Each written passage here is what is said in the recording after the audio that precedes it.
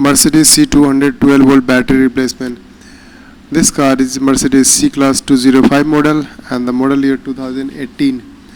So in this car, for the battery replacement, this one is the starter battery, and main battery we can say this is a 12-volt battery.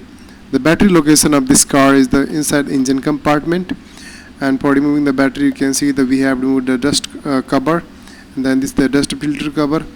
So first of all, just loose negative terminal and use 10 mm socket box for negative terminal and positive terminal.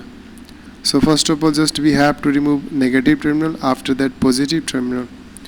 So in this car, yellow malfunction was appear. Stop vehicle and check the battery. So I charged the battery, but battery was the same, nothing changed. That's why we are replacing the battery. Also we have 13 mm bolt we have to remove. Now compare the battery with the same all ampere hour cc.